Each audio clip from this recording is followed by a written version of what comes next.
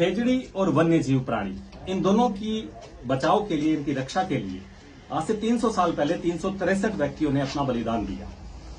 भारत सरकार और राजस्थान सरकार ने इस बात को एंडोर्स किया और मां अमृता देवी, उनके नाम से कई तरह के पुरस्कार भी शुरू किए। विश्नोई समाज एक ऐसा समाज है जो हमेशा से वन्य जीवों की सुरक्षा, वृक्षों की सुरक्षा के लिए जाना जाता है और सबसे बड़ी पहचान इसकी यही है। इस बात को पहले के प्रधानमंत्री भी दोहराते रहे हैं और इस बार के प्रधानमंत्री नरेंद्र मोदी भी इस बात को संसद तक में दोहरा चुके हैं। परंतु आधुनिक युग में इस व्यावसायिकता की दौड़ में ना तो वन्य जीवों का हनन रुक रहा है और न पेड़ों की कटाई रुक रही है। इसको लेकर अब विश्नोई समाज अनेक अन्य समाजों को साथ लेकर एक बड़े आंदोलन करने की तैयारी में है। वजह साफ है, ये इन वन्य जीवों को भी बचाना चाहते हैं और इन पेड़ों को भी बचाना चाहते हैं। इस वक्त मेरे साथ दो खास मेहमान हैं जिन्हें आप मान सकते हैं कि भारत के सबसे बड़े वे व्यक्ति हैं जो इस वृक्ष मित्र की कौम को लीड करते हैं। यानी मेरे साथ देवेंद्र जी बूढ़िया, राष्ट्रीय अध्यक्ष अखिल भारतीय विश्नोई महासभा के, और साथ ही संत शिरोमणि राजेंद्रानंद जी हरिद्वार वाले। देखिए, दोनों एक ऐसी शख्सियत है कि अगर इन्होंने कुछ तय कर लिया तो वन्य जीव प्राणियों की रक्षा के लिए और पेड़ों की रक्षा के लिए सरकार को कानूनों में बदलाव भी करना पड़ेगा, जो इस वक्त सबसे बड़ी डिमांड है। सरकार ये कहती है कि वन्य जीव प्राणियों की डिमांड रक्षा जो है वो हम कर रहे हैं। आपकी सबसे बड़ी डिमांड ये बन रही है कि जो कानून है वो मात्र 100 रुपए का अगर कोई पेड़ कट जाए तो। अब आप बताएं देवेंद्र जी, क्योंकि आप पर लाखों लोगों की उम्मीद टिकी हुई है, आप पर उस 363 शहीदों वाला वजन भी है, बोझ भी है कि आप उस विरासत को आगे कैसे बढ़ाते हैं, बताएं। देखो, 100 रुपए जो पेड़ के ऊपर 100 रुपए की पेनल्टी वो 1956 की लगाई, जो आज के 20 लाख रुपए गवर्नमेंट ने उसके बाद कोई कानून चेंज नहीं किया। और ये 1972 के बाद में वन्य जीवों का शिकार का कानून चेंज नहीं किया। ये राजस्थान के अलावा एमपी के अंदर आप जाओ, पिछली बार मुठभेड़ में 4 शिकारी मारे गए, आपको पता है। और हमारी विश्नोई महासभा ने उनको जाके सीएम शिवराज सिंह सीएम के हाथ से चेक दे गए उनकी विधवाओं को, और जो पुलिस वाले शहीद हुए थे, ठीक है।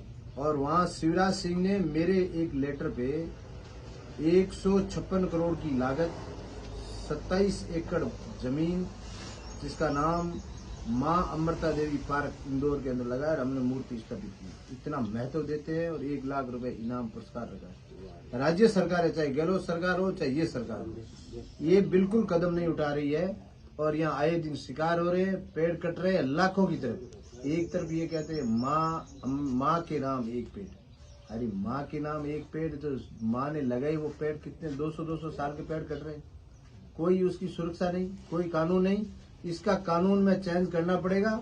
अगर नहीं करना पड़ेगा तो हमें रणनीति दूसरी अपनानी पड़ेगी। मतलब रणनीति तो क्या है फिर, क्योंकि आपकी कौम जो है वो इस बात के लिए प्रसिद्ध है कि पेड़ से चिपको, उसे बचाने के लिए अपनी गर्दन कटा, यही रणनीति। ये नहीं, ये रणनीति तो चलने नहीं दे रहे हैं। वो राजाओं के टाइम हम चिपक जाते हैं, वो कुल्हाड़ी मारते हम मर जाते। अब हम चिपके तो ये तो चले जाते हैं। रात को ये कट्टर मशीनों से इस तरीके से ये खेजड़ियां काटते हैं, हमें अंदर आने देते नहीं। पावर प्लांट के अंदर बाउंड्री निकाल देते हैं, तारबंदी निकाल देते हैं, ये छिप के खेजड़ियां काटते हैं। अब हमें रणनीति रोड पे आना पड़ेगा, रोडें जाम करनी पड़ेगी। और वहाँ हमारा चाहे गवर्नमेंट हमारे चाहे गोली मारे, कुछ भी मारे, हम किसी को कुछ भी नहीं करेंगे। संख्या बल बहुत जरूरी होता है किसी भी आंदोलन के लिए। आजकल लोग इस मुद्दे पर क्यों जुड़ेंगे? व्यवसायिक युग है, पेड़ पौधे के लिए, पक्षी के लिए कौन आगे आ रहा है? ऐसा लग रहा है आपको आगे? बिल्कुल आएंगे, 36 की कौम आएगी। भाई साहब क्या बात करते हो? सबको पेड़ चाहिए, सबको ऑक्सीजन चाहिए, सबको फल चाहिए, सारा कुछ। और खेती तरीके से पेड़ पौधा है जो किसान का जीविका है, कौन नहीं आएगा? आप ऐलान करने दो मेरे को, सड़क पे मारेंगे नहीं। 5-7 जिलों में हम जोड़ जाम कराएंगे, थोड़ी। और जैसे ये इन जैसे साधु का हमारा सानिध्य मिल गया, आप उस चीज की छोड़ो। आप आज तक हम लोग शांति प्रिय भाव से रहते थे, अब भी हम तो शांति रखेंगे, बट रोड जाम करेंगे, हमें मारो बोले। ये कोई रणनीति का हिस्सा है आपका, और निश्चित रूप से पर्यावरण की रक्षा करना खाली एक विश्नोई का कर्तव्य नहीं, सभी 36 कौमों का है। आने वाले वक्त में आप अब किस तरह से रूपरेखा को अंजाम देंगे और सरकार तक ये मैसेज पहुंचाएंगे कि इतने बड़े आंदोलन को ना होने दें? देखो, हमने सरकार से टाइम मांगा, जसवंत सिंह के थ्रू, के विश्नोई के थ्रू, बिहारी लाल के थ्रू, हमारा कोई टाइम नहीं ज्ञापन देने के लिए। अब सरकार टाइम देने वाली नहीं है। अब टाइम सरकार हमसे मांगेगी जब हम रोडें जाम करेंगे, और ये रणनीति 3-4 दिन के अंदर तय होगी। और हम किसी भी कीमत पर खेजड़ी और पेड़ को नहीं कटने देंगे, चाहे कुछ भी हो जाए। हमें जरूरत ही नहीं है। क्या है ये विकास? विकास पहले हमारे बडेरे निकले थे, उस टाइम क्या सौर ऊर्जा थी क्या? और अगर विकास करना तो 200 बीघा लेनी, उसकी जगह 250 बीघा लो ना। आप पेड़ क्यों काट रहे हो? पेड़ तो जमीन का आपको एतराज नहीं है, सोलर लगाओ पर पेड़ नहीं कटे। हाँ, बस पेड़ तो किसी भी हालत में नहीं कटने चाहिए। चलिए, शुक्रिया बातचीत के लिए। देखिए, मेरे साथ एक संत हैं राजेंद्रानंद जी, अपने आप में बहुत बड़ी शख्सियत है। मैंने एक वक्त में खुद ने देखा है कि पूर्व मुख्यमंत्री वसुंधरा राजे इनसे बात करने के लिए भी इनके पास चलकर आती थी, और संतों का आदर अशोक गहलोत और वसुंधरा जी भी कर रहे थे, और भजनलाल जी निश्चित रूप से करेंगे। आपने अभी एक यहाँ पर बड़ी बात कह दी कि मैं खुद आंदोलनकारियों के साथ मैदान में उतरूंगा। इतनी बड़ी बात एक संत को कहने की आवश्यकता कहां पड़ गई? देखिए, साधु समाज की प्रहरी के रूप में होते हैं। जब जब कोई अधर्म होता है तो इतिहास गवाह है कि हमेशा संत आगे आए हैं, और संतों को आगे आना चाहिए। बिलोजी महाराज जब समाज भटकने लगा था तो सबसे आगे बिलोजी महाराज आए थे, और उनकी आवाज थी, उन्होंने कहा था कि जहां तक बने कीजिए जीव रक्षा, ना काटो कभी हरा कोई वृक्ष। हमारे यहाँ हरे वृक्ष काटना, और चूंकि खेजड़ी का तो हमारे लिए पूजनीय वृक्ष जैसे पीपल है, ऐसे ही हम तुलसी है, ऐसे ही हम खेजड़ी को मानते हैं।